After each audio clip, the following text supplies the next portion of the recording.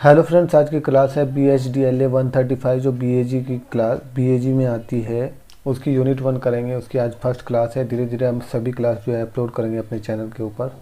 तो इसमें जो इम्पोर्टेंट क्वेश्चन है मैं उसके बारे में बात करूंगा। हिंदी भाषा के विविध प्रयोग के है। इसमें जो फर्स्ट जो बुक है आपके पास वो हिंदी भाषा के विविध प्रयोग। उसमें जब यूनिट 1 खोलोगे तो हिंदी लिपि और वर्तनी का परिचय आएगा। हम जो एग्जाम में इम्पोर्टेंट क्वेश्चन आने वाले हैं उन सभी के बारे में बताएंगे। तो क्योंकि ये फर्स्ट यूनिट है तो वेरी इंपॉर्टेंट यूनिट है, क्योंकि सभी यूनिट एक दूसरे से लिंक होती है। अगर फर्स्ट यूनिट ही आप अच्छे से नहीं देखेंगे तो अगली यूनिट देखना मुश्किल हो जाता है उसमें, तो आपको थोड़ा सा समझ में मुश्किल आता है। तो इसमें हम बताएंगे कि लिपि जो होती है, हम जो लिपि यूज करते हैं उसके क्या क्या फ़ायदे हैं। इस तरीके से क्वेश्चन आ सकता है और कि उनके लाभ को जो है आपको समझाना है।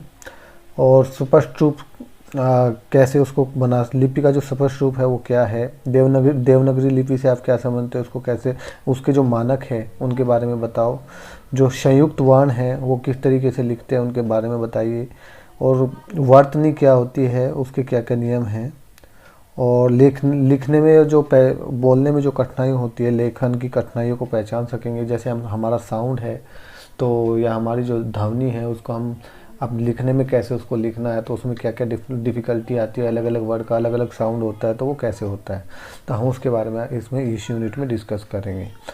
तो ये काफ़ी इंपॉर्टेंट क्वेश्चन इस तरीके के आ सकते हैं। तो इसको काफ़ी यूनिट को काफ़ी अच्छे से पूरी वीडियो को देखना ताकि आप अच्छे से समझ सको। तो यह हिंदी भाषा की लिपि और वर्तनी का परिचय। तो इसमें ये मैं यूनिट को थोड़ा जल्दी जल्दी करूँगा ताकि आप अच्छे से समझ सको।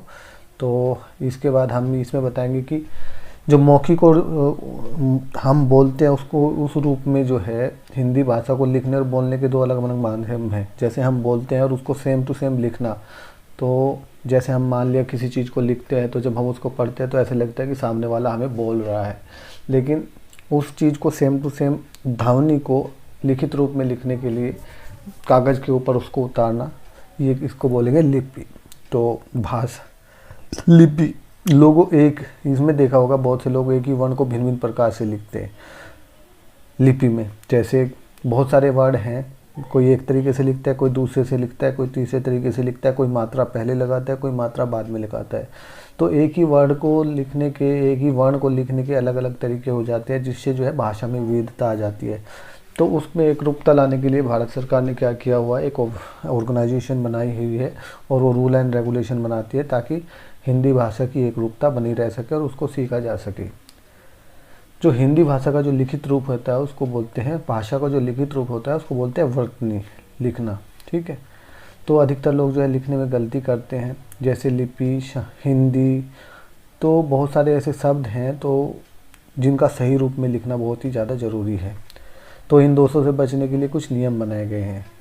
तो कुछ ऐसे चीज़ें होती हैं जिनके दोनों रूप सही होते हैं। जैसे ये दिया है गरम और गरम, दोनों तरीके से लिखोगे तो ये दोनों ठीक होते हैं।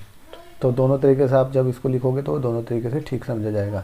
भाषा और लिपि क्या है आपके इस, जैसे हम पहले भी बता चुका हूँ कि भाषा क्या है, एक लिखित रूप में पढ़ रहे हैं। जब हम किसी चीज़ को ऐसा लगता है कि आप देखोगे ना, भाषा के लिखित रूप को में पढ़ रहे हैं। जब हम किसी भी बुक को पढ़ते हैं तो ऐसा लगता है कि सामने कोई बोल रहा है। तो भाषा क्या है, एक लिखित रूप में पढ़ रहा है उस चीज़ को। भाषा को उच्चारित रूप पहचानने हैं, अर्थ ग्रहण कर रहे हैं। कोई आगे से बोल रहा है तो हम उनकी सारी चीज़ें कुछ देख रहे हैं, सुन रहे हैं। तो एक बातचीत का माध्यम है। अगर भाषा में कुछ चेंजमेंट हो जाता है और पढ़ने में अलग और बोलने में अलग हो जाता है तो दोनों के बीच में डिफरेंसेस हो जाते हैं उनकी बातों में। तो पढ़ना और सुनना एक दूसरे के इम्पोर्टेंट रूप हैं। भाषा एक बहुत ही महत्वपूर्ण है और उसी के ऊपर जो है मानव समाज का विकास निर्भर करता है। और मातृभाषा में ही वो जो है हर कोई अपनी चिंतन करता है, समझता है, सोचता है। और लेखन नहीं होता तो हम जो है, क्योंकि ध्वनि क्या है वो ख़त्म हो जाती है। हमने कोई चीज़ बोला वो ख़त्म है, जब तक हम उसको रिटन में नहीं रखेंगे तो नेक्स्ट जनरेशन को वो नहीं मिल पाती है। तो लिखित ही हर चीज़ का होना, भाषा का होना, तो लिपि का होना, इन सब का बहुत ही इम्पोर्टेंट वो है। तो अभी लिपि के फ़ायदे हम बोलेंगे। लिपि के फ़ायदे अगर आपसे कैसा क्वेश्चन आता है तो उसमें लिखना है कि मनुष्य जो है बोलता है तो वो बोलने के बाद ख़त्म हो जाता है, लेकिन अगर वो लिखता है तो हमेशा वो जो है अगली नेक्स्ट जनरेशन तक वो चीज़ें जाती है।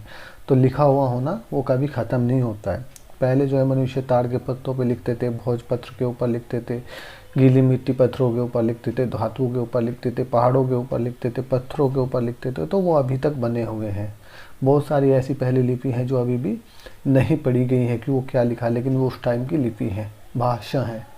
तो उसको मध्य युग में क्या था, भाषा का उत्पादन शुरू हुआ, फिर छपाई के काम शुरू हुए, पर बहुत ज़्यादा लोग पढ़ना लिखना शुरू कर दिए। जो पढ़ते नहीं लिखते नहीं थे, जिनको नहीं आता था, उनको अशिक्षित कहा जाता है। ठीक है, तो भाषा जो है, पढ़ने जो है ज्ञान का विस्तार होता है उससे, और समाज का भी विकास होता है। तो लिपि से समाज का विकास किस तरीके से होता है, ये नीचे कुछ पॉइंट दिए गए हैं।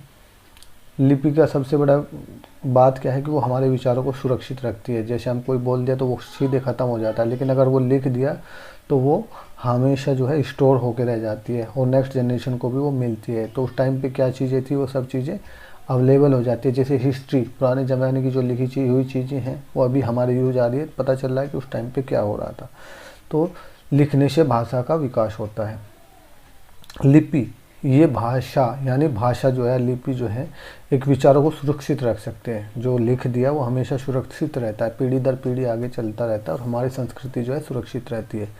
तीसरा पॉइंट है, लिपि के माध्यम से संप्रेषण का विस्तार होता है। संप्रेषण मतलब कम्युनिकेशन। हमने कोई लिख दिया, दूसरों को मिलेगा, तीसरों को मिलेगा।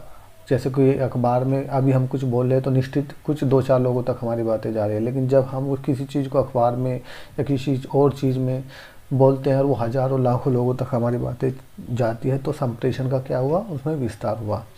लेखन की विधि, अब लेखन की विधि के बारे में अगर कोई क्वेश्चन आता है तो लेखन, जैसे हम ध्वनि निकालते हैं, कोई भी चीज़ बोलते हैं तो ध्वनि हम क्या करते हैं, उसको निकालते हैं। तो उसको लिपि में कैसे चेंज करना है, हर एक भाषा के कुछ वर्ड होते हैं, उसको लिखने का तरीका होता है कि ये अगर ऐसा साउंड है तो ऐसे उसको लिखा जाएगा। तो विशेष ध्वनियों के लिए विशेष चिन्हों का निर्माण किया गया था, जिन्हें वर्ण कहते हैं। क्या कहते हैं, जिनको वर्ण कहते हैं। जो ध्वनि है उनके लिए जो चिन्ह बनाए गए हैं उनको वर्ण कहते हैं। ठीक है, तो भाषा जो है वो वर्णमालों से मिलकर बनी हुई है। अलग अलग ध्वनि प्रतीकों के लिए अलग अलग वर्ण है। देवनागरी लिपि जो है, जैसे इसमें बताया है, वो बाएं से दाएं लिखी जाती है, अरबी दाएं से बाएं उल्टा लिखी जाती है। तो और जो चीनी लिपि होती है, ये इम्पोर्टेंट है, चीनी लिपि एक चित्र वाली लिपि है। हर एक चित्र के लिए अलग सिंबल उसमें यूज किया गया है, हर तस्वीर के लिए अलग ध्वनि का यूज किया गया है। तो जो चीनी लिपि है वो एक चित्र लिपि है। ये ऐसा पूछा जाता है। जापानी जो है वो ऊपर से नीचे की ओर लिखते हैं शब्द को। ठीक है, तो अलग ध्वनि के लिए चीनी जो लैंग्वेज है उसमें अलग ध्वनि के लिए अलग चित्र का यूज किया गया, इसलिए चीनी लिपि एक चित्र लिपि कहते हैं इसको। तो रोमन में भी क्या होता है, देवनागरी लिपि, रोमन लिपि से भी अधिकांश लोग परिचित होंगे पहले से ही। ठीक है, तो जैसे इसमें रोमन में लिखते हैं या हिंदी में लिखते हैं, कुछ वर्ड्स हैं, जैसे इसमें है कामता प्रसाद, ये वर्ड है। अगर इसमें ऐसे लिखेंगे तो 11 वर्ड बनते हैं। हिंदी में कै, फिर आ, फिर मैं, फिर तय, फिर आ, फिर पे, तो आधा वर्ड और जो मात्रा है वो पूरी आ, तो ऐसे भी 11 वर्ड है। अगर इस तरीके से लिखेंगे तो काफ़ी बड़ा हो जाता है, ये इसमें बताया गया है यहाँ पे।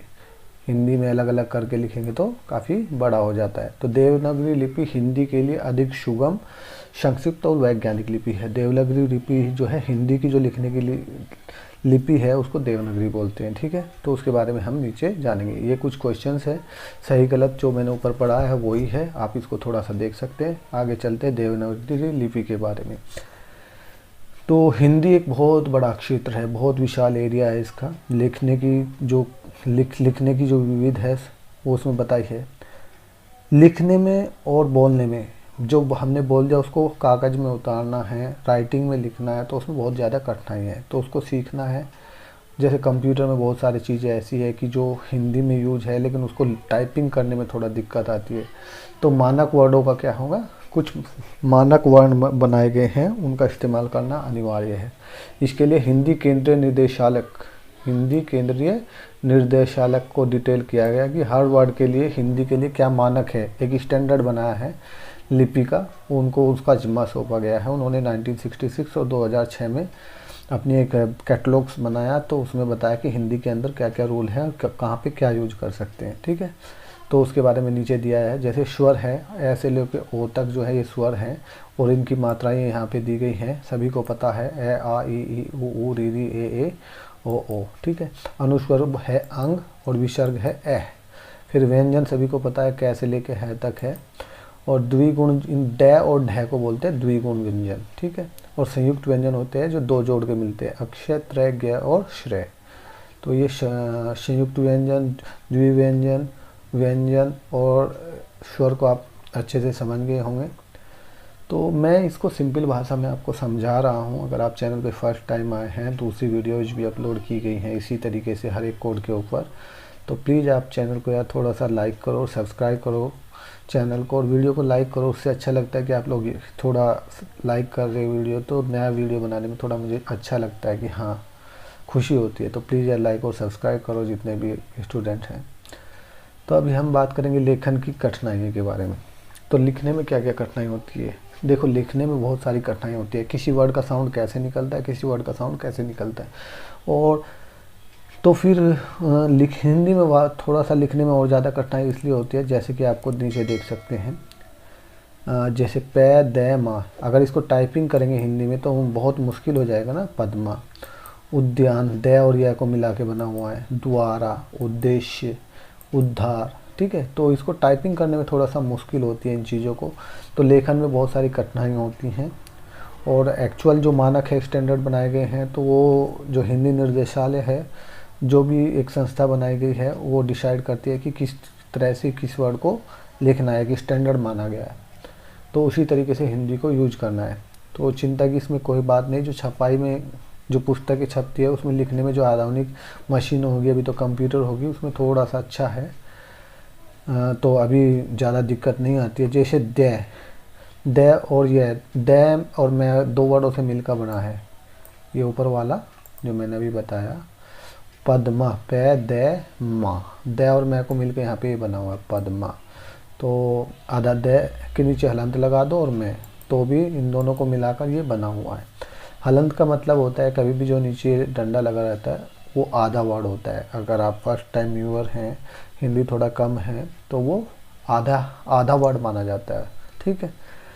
तो हलंत लगने से वो आधा हो जाता है। तो जो ये रूल एंड रेगुलेशंस हैं मानक वर्णों का, री का ऋषि, ये रे और री का ऋषि जिसको बोलते हैं ऋषि, री और रे, ये संयुक्त अक्षर सेम ऐसे ही लिखा जाएगा जैसे नीचे दिया है। कै में रे, श्रेय, तै में रे ऊपर, ड्रम, ड्रामा, बे में रे ऊपर की ओर। तो रे के लिखने के बहुत सारे रूप हैं, उसी तरीके से लिखे जाएंगे जैसे लिखे जा रहे थे। ठीक है। तो ये जो इसमें बताया कि संयुक्त जो वर्ण होते हैं उन वो कैसे बनते हैं, जैसे अक्षय, श, श, व, ल, ये सब जो खड़ा डंडा है, इसका खड़ी जो पाई है, इसको हटा दिया जाता है आधा। तो ये तो आधा बन जाएगा, श भी आधा बन जाएगा। ये खड़ी जो पाई है अगर वो हटा दिया जाएगा, और वह भी, और ल का भी आधा हटा दिया जाएगा, तो ये संयुक्त अक्षर होते हैं। ठीक है। जैसे राज्य, विघ्न, घ का आधा वो जो पाई है वो हटा दिया गया, विघ्न। ठीक है। तो इस तरीके से अगर आप कोई वर्ण है और इसको जो संयुक्त वर्ण है उसमें से कैसे हटा दिया जा सकता है। कै और फै के जो संयुक्त वर्ण हैं, तो इसमें क्या बताया, जब कै उसको भी आधा करके दिया है और फै उसको भी आधा करके दिया है। ठीक है। कै और फै का आधा आधा यूज किया गया है। ठीक। ऐसे ही जो है कुछ वर्ण और बचे हुए हैं, टै, ठै, ढै, ये सब क्या हैं, इनके छोटे रूप बनाए जा सकते हैं। अगर इनको आधा लिखना है तो उनके नीचे क्या हम हलंत लगा देंगे। जैसे नाट्य शास्त्र, टै के नीचे हलंत है ना, तो ठै के नीचे भी हलंत है, ढै के नीचे हलंत है के नीचे हलंत है। तो इस तरीके से इनका आधा वर्ड यूज किया जाता है। वर्तनी, वर्तनी क्या होता है, लिखने का एक तरीका होता है। ठीक है। वर्तनी के चार रूप हैं, वर्तनी के चार रूप हैं। एक शब्द के संबंध, संबंध। अब हम किस तरीके से संबंध को लिख सकते हैं, ये चार तरीके लिख दिया हुआ है इसमें। ठीक है। संबंध, ऊपर अंकानुक्ता, बै के ऊपर भी अनुस्वर लगा हुआ है। संबंध, आधा में और फिर ने, पहले पे ये लगा दिया यहाँ पे और बाद में ऐसे। तो सभी के रूप में अगर हम एक वर्ड को इतनी तरीके से लिखेंगे तो भाषा के अंदर क्या है, लिखने के अंदर विविधता आ जाएगी, डिफरेंसेस आ जाएंगे, जिससे लेकिन हमें क्या चाहिए, एक मानक चाहिए। तो हर एक चीज़ के लिए हिंदी भाषा में भी रूल एंड रेगुलेशन बने हुए हैं, we have to follow that, उन सबको फॉलो करना है। तो लिखने वाले को और समझने वाले को भी उससे क्या होती है, बहुत सारी कठिनाई होती है, इसलिए एक रूपता को लाना बहुत ही ज़्यादा अनिवार्य है। तो हिंदी निर्देशालय ने जो सलाह दी है, तो वो जो रूल्स दिए हैं उस तरीके से हमें यूज करना है। मानक रूप ये दिया हुआ है ऊपर वाला, पूर्ण रूप ये है नीचे वाला, ठीक है। अंधा, तो इसमें क्या बताया है, जैसे ही आपको जो लास्ट वाला 5वां वर्ड होता है, अगर वो पहले आ रहा है तो उसको एज ए अनुस्वर के रूप में ऊपर लिखा दिया जाता है, ठीक है। पंथ ऊपर लगा दिया, ये बिंदु लगा दिया जाता है।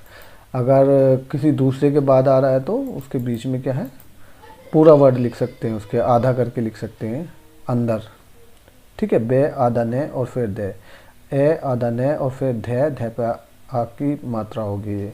तो ये हो गया एक मानक रूप ऊपर वाला, ठीक है। नीचे इसमें दिया गया सेम एक रूप लाना बहुत ही ज़्यादा ज़रूरी है। जो नासिक व्यंजन है, इसमें ये बताया गया कि जो नासिक व्यंजन है उस वर्ग के पहले चारों के अलावा कोई और वर्ण आ जाता है तो नासिक व्यंजन का आधा रूप लिखा जाएगा, ये एक रूल है।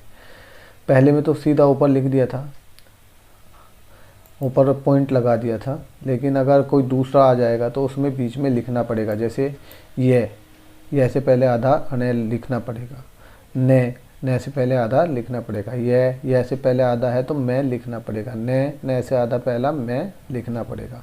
ये वाले जो नीचे है इधर वाला राइट साइड वाला गलत रूप है, आप ऊपर पॉइंट नहीं लगा सकते उसमें, ठीक है। तो इस तरीके से हिंदी भाषा को क्या सही वर्ड है क्या गलत वर्ड है, इस तरीके के क्वेश्चन एग्जाम में आपके पास आएंगे, तो आपको उनको करना है, ठीक है। वर्तनी के क्या नियम है, वर्तनी मतलब शब्द का जो लिखित रूप होता है उसको क्या कहा जाता है, वर्तनी कहा जाता है। तो उसमें क्या क्या नियम है, किताब की सही वर्तनी, देखो जैसे किताब है ये सही है, लेकिन अगर इस तरीके से लिखेंगे कै पे बड़ी की मात्रा की, टपा की मात्रा ताब है किताब, तो वो गलत है। तो किधर से लेनी है उसकी मात्रा और किधर से उसको कैसे लिखना है, तो जो सही रूप होता है उसको कहा जाता है वर्तनी, ठीक है। तो इसी इकाई में आगे पढ़ेंगे वर्तनी के बारे में भी हम। जैसे चंद्र बिंदु है, जो चंद्र बिंदु है उसको कहाँ पे यूज करना है और कहाँ पे सिर्फ नहीं यूज करना है। जैसे हंस एक पक्षी हो गया, हंसना एक क्रिया हो गया, तो चंद्र बिंदु कहाँ पे लगाना है कहाँ पे नहीं लगाना है, कहाँ पे छूट देना है, ये सब एक प्री डिसाइडेड है। जैसे अनुस्वर है, जो अंक का नुक्ता है ना, ये पॉइंट जो है उसको अनुस्वर बोलते हैं, और अनुनासिक का जो चंद्र बिंदु है उसको बोलते हैं। दोनों को समझ लेना बहुत इंपॉर्टेंट है। जो नाक से ध्वनि निकलती है वहाँ पे अनुनासिक का यूज किया जाता है, ठीक है। वर्तनी उच्चारण दोनों बातों के साथ लेकर चलना होगा। वर्तनी और उच्चारण जो हम बोलते हैं दोनों को हमें समझ के ही लिखना होगा, ठीक है। तो जो डे और ढे से जो मिलने वाले वर्ड हैं, दो डे और ढे, हिंदी में जो नई ध्वनियाँ टे वर्ग और डे वर्ग और ढे से मिलती हैं, तो कहाँ पे डे लिखना है और कहाँ पे ढे लिखना है, इनका प्रयोग भी समझना होगा। डे का प्रयोग कहाँ पे किया जाता है, शुरू में किया जाता है जिसमें पॉइंट नहीं है, और आधा डे है, बीच में भी है, लेकिन नीडर इस तरीके से। और जो बीच में लास्ट में किया जाता है डे, जैसे यहाँ बड़ लास्ट में डंडा ये पॉइंट लगा है ना, सांड, ठीक है, लास्ट में डे है तो उसमें पॉइंट लगाया। अगर इस तरीके से लास्ट में है तो उसका प्रयोग क्या है, संयुक्त अनुस्वर के रूप का प्रयोग तो उपसर्ग के बाद किया जाता है। तो वहाँ पे लास्ट में, अगर वर्ड के लास्ट में होता है तो वहाँ पे आपको पॉइंट के नीचे, डे के नीचे पॉइंट लगाना है, ठीक है, अनुस्वर लगाना है। तो डे जो है हमेशा स्वतंत्र रूप होता है, और जो नॉर्मल डे होता है वो वर्ड के शुरू में या बीच में लगाया जाता है। अब इस तरीके से जो उच्चारण है उसके आधार पे हमें अपनी वर्तनी लिखित में जो वर्ड लिखने हैं उन सबको समझने की बहुत ज़्यादा ज़रूरत है, तभी हम जो दोष हैं उनको दूर किया जा सकता है। सही वर्तनी जो है वो सही होना बहुत ही ज़्यादा ज़रूरी है। कौन सा वर्ड हम ज़्यादा छोटा करके बोल रहे हैं, कौन सा वर्ड हम ज़्यादा ज़ोर से बोले, जैसे दिन और दिन, तो दिन दिन ये वाला ठीक है, दूसरे वाला दिन ठीक नहीं है। तो वर्तनी में तो दोनों दिन लिखा लग रहा है, लेकिन उच्चारण दिन छोटा करके बोला है दीन। अगर ऐसे देर तक बोला है तो ये वाला दिन हो जाएगा, ठीक है। तो इस तरीके से जाति और जाति, ये वाला जाति ठीक है, दूसरे वाला जाति ठीक नहीं है, दोनों के अलग मीनिंग हो जाएंगे। तो लिखने में और जो बोलने में जो उच्चारण है उसमें दोनों में डिफरेंस आ जाता है। भाषा में शब्द के स्रोतों के आते हैं, उनका उच्चारण के साथ आते हैं। तो लिपि के आधार पर वर्णों की वर्तनी की चर्चा करेंगे। इसमें कुछ बताया गया कि कुछ हिंदी के वर्ड हैं, कुछ संस्कृत के वर्ड हैं, कुछ फारसी के वर्ड हैं, जो हम इंग्लिश के वर्ड्स भी हैं जो हमारे अंदर आ चुके हैं, जैसे कंप्यूटर, रेल, साइंस, डॉक्टर। तो किस तरीके से उनको यूज करना है, तो चलो हम उनके बारे में बात करते हैं। जैसे संस्कृत के शब्द है अक्षय, शय, अक्षय, ठीक है, और अणय। तो ये जो मिलते हैं, तो अंग्रेजों के जो शब्द हैं अक्षय नहीं आएगा उसमें, कै और आधा कै और शय आएगा। उर्दू वर्ड होंगे, अंग्रेजी वर्ड होंगे क्ष, कै और शय आएगा। अक्षय आएगा किसमें, संस्कृत वर्ड में। ये चीज़ का ध्यान रखना। रिक्शा, डिक्शनरी जैसी ये है, तो ये कै और शय आएगा, अक्षय नहीं आता है इसमें। अंग्रेजी वर्ड और उर्दू वर्ड में कै और शय आता है। संस्कृत वर्ड में रक्षा, अक्षय आता है, अक्षय, शिक्षित, ठीक है, ऐसे आता है। तो ये संस्कृत और उर्दू और संस्कृत के बारे में आप जान गए। तो उनको कैसे लिखना है। संस्कृत भाषा में जो है हर्ष स्वर ई और दीर्घ, हर्ष मतलब छोटे और दीर्घ मतलब बड़ा स्वर होते हैं। तो उनके आधार पर जो है उसको लिखना है। तिथि, अस्थि, वायु, आयु, ऐसे, ठीक है। तो वो उसी हिसाब से लिखे जाते हैं। जो एक फारसी शब्दों का भी प्रयोग इसमें हो रहा है, जो कै से लेके कै, खे, जय, फे और गै, ये सब क्या है, फारसी शब्द हैं। तो इनमें क्या है, जैसे कै के साथ अनुस्वर का, बिंदी का यूज किया गया है। जय के साथ भी अनुस्वर, ये पॉइंट का यूज किया गया है। बाकी, गै के साथ भी पॉइंट का यूज किया है। गुफ्तगू, एफ के साथ पॉइंट का यूज किया गया है। तो ये क्या वर्ड है, ये सब फारसी वर्ड्स हैं। तो इनमें जय और फे, डॉक्टर, जैसे डॉक्टर है तो अ में जो है आ और ओ की मात्रा को मिला के एक चंद्र बिंदु लगा दिया जाता है, तो डॉक्टर। तो इस तरीके से कैसे फारसी शब्दों को कैसे, इंग्लिश को कैसे, उर्दू को कैसे आपको हिंदी में यूज करना है, और संस्कृत को कैसे यूज करना है, एक जो मानक बनाया है, स्टैंडर्ड बनाया है गवर्नमेंट के द्वारा और ऑर्गेनाइजेशन के द्वारा, वो सब है। जैसे एवं, स्वयं और अहम, इन सब में जो है लास्ट में एम नहीं लिखा जाता है। लेकिन मौसम, मौस नहीं लिख सकते, मौसम को क्या है, मौसम ही लिखना पड़ेगा। और इनके लास्ट में एम लगाने की, एवं, स्वयं, अहम। तो संस्कृत के कुछ में एम लगाने की ज़रूरत नहीं है और कुछ में जो है एम में लगाना है, ठीक है। तो निम्नलिखित शब्दों के सही हिज्जे, सही और गलत को देख लो। उधार, उधार, ठीक है। प्रत्येक, ऊपर वाला सही है, नीचे वाला प्रत्येक गलत है। ऊपर वाला निर्जन ठीक है, नीचे वाला निर्जन गलत है। अस्वस्थ ऊपर वाला ठीक है, नीचे वाला अस्वस्थ गलत है। तो आपको इसी तरीके से एग्जाम में देगा कि इसका सही कौन सा है और कौन सा इसका गलत है। तो एक शब्द, ये जो संस्कृत है, आमतौर पर जो संस्कृत के शब्द होते हैं उनके कुछ के दो रूप हैं, और इसके विपरीत उर्दू के और अंग्रेजी की भी वर्तनी के दो दो रूप है। दोनों ही जो है सही माने जाते हैं। उनको किस तरीके से भी आप लिख सकते हैं, जैसे शरबत, शरबत, पर्दा, पर्दा, कैसे भी लिख लो, शर्म, शर्म। तो वो दोनों रूप उनके माने जाते हैं, तो उनको दोनों को कैसे भी आप यूज कर सकते हैं। हिंदी में चिट्ठी और पत्थर शब्द दोनों ही गलत हैं।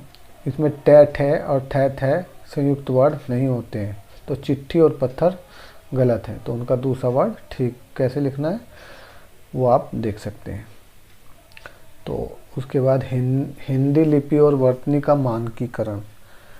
हिंदी लिपि और वर्तनी का मानकीकरण, मानकीकरण मतलब होता है कि स्टैंडर्ड, कि कौन सी चीज़ सही है, कौन सी चीज़ गलत है, उसको उसी सही वाले स्टैंडर्ड पे रखना है, बाकी चीज़ गलत है तो गलत है।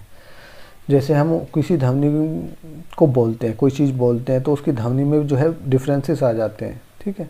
तो उसके जो चिन्ह होते हैं देवनागरी लिपि में लिखने में, उनमें भी भिन्नता हो जाती है। तो एकता लाने के लिए देवनागरी लिपि के अंदर तो एक जो हिंदी निर्देशालय है, केंद्रीय हिंदी निर्देशालय, उसने मानकीकरण की एक पुस्तिका को प्रकाशित किया है।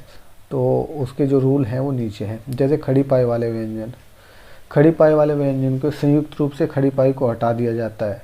जैसे आधा ख लिखा है यहाँ पे, तो जो खड़ी पाई थी इसकी वो हटा दी, तो खड़ी पाई वाले जो व्यंजन हैं उनमें से खड़ी पाई को हटा दिया जाता है संयुक्त वर्ण के अंदर, जिनको दोनों को जोड़ा जाता है तो।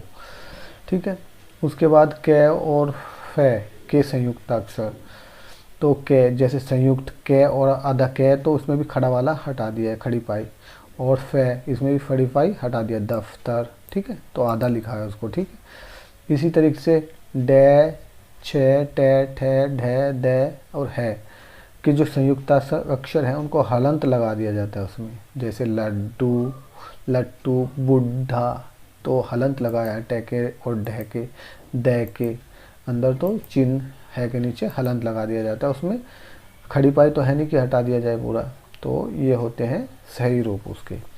और जिसमें रे है, जैसे पहले से यूज करते आ रहे हैं ऐसे ही रे को यूज किया जाएगा। जैसे प्रकार, धर्म में ऊपर, राष्ट्र में नीचे। तो श्रेय जो है वो जो पहले से प्रचलित है वही माना जाएगा। त्रय, तय में रह, वो पहले से जो प्रचलित है वही माना जाएगा, उसी तरीके से लिखने हैं। तो विभिन्न चिन्ह ये इतना इम्पोर्टेंट नहीं है, इसको छोड़ सकते हो। क्रियापद इसको छोड़ सकते हो, कोई इतना इम्पोर्टेंट नहीं है। हाइफन वाला इम्पोर्टेंट है, कहाँ पे हमें हाइफन लगाना है, कहाँ पे नहीं लगाना है। तो अगर कोई हाइफन लगाएगा, कोई हाइफन नहीं लगाएगा, तो लिखने में जो है चेंजमेंट हो जाएगा लिखावट के अंदर। तो हमें क्या है, हिंदी भाषा को एक रूप में लेके चलना है ताकि उसको आसानी से समझ सके और आसानी से हमारी जो हिंदी भाषा है उसके अंदर एक रूपता आ सके। तो हाइफन कहाँ पे लगाना है, इसमें लिखा है जो समास है उनके बीच में हाइफन रखा जाए। जैसे राम लक्ष्मण, शिव पार्वती, दोनों के बीच में लिखा है ना। देख रेख के बीच में हलंत है, चाल चलन के बीच में हलंत लगाना है, इस तरीके से। तुम सा जैसा हाइफन रखा जाएगा। सा और जैसा से पूर्व जैसा, और सा अगर आ गया राम जैसा तो उसके बीच में हलंत आएगा। चाकू से, तो दोनों के बीच में हलंत आएगा, हाइफन आएगा, सॉरी। तो हाइफन आप समझ गए कहाँ पे आएगा। दूसरा, समास, जो तत्पुरुष समास है उसमें हाइफन का प्रयोग केवल वहीं किया जाए जहाँ उसे बिना भ्रम के होने की संभावना है, अन्यथा उसे छोड़ दे। जैसे भू और तत्व, इसमें करना पड़ेगा हाइफन का प्रयोग, क्योंकि भूतत्व कर देंगे तो दोनों को जोड़ देंगे तो उसका अर्थ अलग निकल जाता है। जहाँ ऐसे वर्ड है जिनका दोनों को जोड़ने से अर्थ अलग निकल जाता है तो वहाँ पे हाइफन का यूज करना है, और जहाँ पे लगता है कि नहीं कोई अर्थ नहीं है वहाँ पे हाइफन का यूज छोड़ देना है। जो कठिन संधियाँ होती हैं उनके बीच में हाइफन का प्रयोग करना है। द्वि अक्षर, द्वि अर्थ, तो इन दोनों के बीच में क्या है, हाइफन का यूज किया गया है। अवयव, अवयव क्या होता है, जिनमें अनेक प्रकार के भावों का बोध करने वाले अवयव होते हैं उनको बोलते हैं अवयव। जैसे समान अर्थ, समान अर्थ वाले शब्द होते हैं श्री, जी, तो ये लिखे जाते हैं श्री, श्री राम, तो दोनों के बीच में हलंत की कोई आवश्यकता नहीं है। ठीक इसी प्रकार से इन दोनों को छोड़ देना है। अनुस्वर और अनुनासिका के बारे में आप समझिए, कहाँ पे बिंदु लगाना है आपको अनुस्वर और कहाँ पे अनुनासिका लगाना है। चंद्र बिंदु, जो नाक से जहाँ से वर्ड निकलते हैं वहाँ पे अनुनासिका लगाना है, जहाँ पे नॉर्मल है वहाँ पे चंद्र बिंदु लगाना है। अगर कोई दूसरा जो वर्ग है उसका कोई उससे पहले कोई पॉइंट है तो उसको पूरा आधा व्यंजन करके लिखना है। जैसे ठंडा, डे से पहले अंका नुक्ता नहीं लगा सकते, अण्या लिखना पड़ेगा। ठीक है, इस तरीके से चंद्र बिंदु जो है जहाँ भ्रम की गुंजाइश है। हंस, हस, जैसे लिखा हस और हंस, तो यहाँ पे भ्रम की गुंजाइश है तो यहाँ पे हमें क्या है, चंद्र बिंदु लगाना चाहिए। अंगना, अंगना, ठीक है। तो चंद्र बिंदु का प्रयोग में छूट दी कहाँ पे दी गई है, जहाँ पे भ्रम नहीं उत्पन्न होता है। जहाँ पे भ्रम उत्पन्न हो रहा है वहाँ पे चंद्र बिंदु या अनुनासिका का यूज करना है। जो विदेशी ध्वनियाँ हैं उनके बारे में बताया गया है। विदेशी ध्वनियाँ जैसे अंग्रेजी, अरबी, फारसी में जो बोले जाते हैं तो वो विदेशी ध्वनियाँ हैं, तो उससे क्या रूप में अंतर आ जाता है, तो हमने उनको स्वीकार किया है हिंदी भाषा के अंदर। जैसे कलम, किला और दाग, तो कलम, किला और दाग, तो इसमें यहाँ कलम में, तो इसमें किला, दाग, तो इन सब को क्या हमने पूर्ण पहले वाले जो वर्ड थे कै के नीचे हलंत अनुसार पॉइंट है, ठीक है, वो हटा दिया है। किले के बीच में भी पॉइंट है वो हटा दिया है। दाग के नीचे गै के अनुसार ठीक है, पॉइंट है वो हटा दिया है, तो नॉर्मल हिंदी भाषा के रूप में उसको हमने लिखना शुरू कर दिया है, तो वो धीरे धीरे हिंदी में रूपांतर होना शुरू हो गया है। तो ऐसी जगह पे धीरे धीरे वो ख़त्म कर दिया है। तो अरबी, फारसी, अंग्रेजी की जो मुख्य जो ध्वनियाँ हैं कै, गे, खे, जय और फे, ये हिंदी में आई है। पहले मैंने इससे पहले भी डिस्कस कर चुका हूँ कि हिंदी में आए हैं। तो हिंदी का मैंने जो एक और क्लास है वो भी मैंने अपलोड की हुई है, तो बीएजी के लिए, वो भी उसमें भी ये सब चीज़ें दी हैं। तो जैसे ओ वर्ड है, ओ इंग्लिश में ओ आता है, तो हिंदी में हम क्या है, आ की मात्रा के ऊपर एक चंद्र बिंदु लगा देते हैं, तो आ का ओ की आवाज़ देता है वो, ठीक है। जैसे डॉक्टर, ठीक है, ये सब चीज़ें इसमें बताई गई हैं, कैसे अपलोड करना है, उसको कैसे लिखना है। हिंदी भाषा में कुछ ऐसे शब्द हैं जो दोनों रूपों में बराबर चल रहे हैं और दोनों रूपों को मान्यता दी गई है। आप कुर्सी ऐसे लिखो या कुर्सी ऐसे लिखो, भर्ती ऐसे लिखो या भर्ती ऐसे लिखो, गर्दन ऐसे लिखो या ऐसे लिखो, तो ये चलेगा। दोबारा या दोबारा, दुकान या दुकान ऐसे लिखो, बीमारी या बीमारी ऐसे लिखो, चलेगा, ठीक है।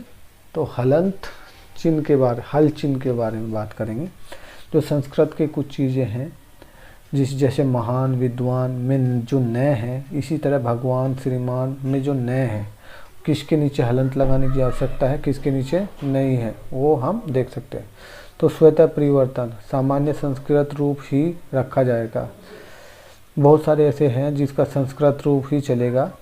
धीरे धीरे परिवर्तन होते रहते हैं और बदलता हुआ रूप चेंज होता रहता है, लेकिन हमको उन रूप को बदलना ही नहीं है। जो संस्कृत के मूल तत्सम वर्ड है, जो संस्कृत के पहले वर्ड हैं, उन्हीं को हमें चलते रहना है। जैसे गृहीत, द्रष्टव्य, जो संस्कृत के वर्ड है वो थोड़ा हार्ड है, उनको ऐसे ही रहने देना है। विसर्ग, ए और ओ का प्रयोग, दोनों ध्वनि जो है लगातार होती रही है। तो ये थे कुछ अन्य नियम, आपको मैं बता देता हूँ। फुल स्टॉप को छोड़ के, फुल स्टॉप हिंदी में जो लगता है पूर्ण विराम, उसको पूर्ण विराम के तरह फुल स्टॉप जो है इंग्लिश का जो पॉइंट के रूप में लगता है, उसको छोड़ के बाकी चिन्हों का यूज किया जाएगा। पूर्ण विराम के लिए खड़ी पाई का यूज किया जाएगा, ये जो डंडा है खड़ी पाई, उसका यूज किया जाता है हिंदी में, पॉइंट का यूज नहीं किया जाएगा। बाकी सभी जो इंग्लिश में प्रचलित जो सिंबल हैं वही यूज किया जाएगा। श्रीमती और वधु जो शब्द गलत है, उसका श्रीमती का असली रूप जो है ये है श्री, मय, तय पे बड़ी की मात्रा ती, श्रीमती, और वधु, वै, धै पे छोटी बड़ी की मात्रा धु, वधु। तो ये थी यूनिट फर्स्ट, और इसमें आपको बहुत सारे ऐसे वर्ड्स मिलेंगे जिसको आपको देखना है और करना है। तो ये थी BHDLA 135 यूनिट 1 की क्लास 1। अभी हम क्लास 2 जस्ट इसको अपलोड करने वाले हैं, और इस यूनिट को आप गहराई से करना है, क्योंकि इसमें बहुत सारे क्वेश्चन आने की फर्स्ट यूनिट बहुत इंपॉर्टेंट होती है, फर्स्ट और सेकेंड यूनिट। तो आपको इसी के बेस पे फिर अगली यूनिटें आएंगी। तो इस यूनिट को काफ़ी अच्छे से करना है। आप चैनल के ऊपर नए आए तो प्लीज़ चैनल को सब्सक्राइब करें और वीडियो को लाइक करें, क्योंकि इस वीडियो को बनाने में मैंने पहले बहुत मेहनत किया, पहले उसको स्टडी किया, क्योंकि मैं तो ऑलरेडी इसको कंप्लीट कर चुका हूं, और BAG की नई क्लासेस अपलोड करनी है स्टूडेंट के लिए, ताकि कम समय में वो जल्दी से अच्छे से सीख सके और अपने एग्ज़ाम को अच्छे से कवर कर सके। जल्द ही हम इसके ऊपर एग्ज़ाम से रिलेटेड इंपॉर्टेंट क्वेश्चन अपलोड करने वाले हैं। तो प्लीज़ लाइक करें, सब्सक्राइब करें, बेल आइकन को प्रेस करें, ताकि आपके पास पहुंचे इग्नू से रिलेटेड सारी इंफॉर्मेशन सबसे पहले। आशा करता हूँ आप सभी ठीक होंगे। Best of luck for the exam. Thank you.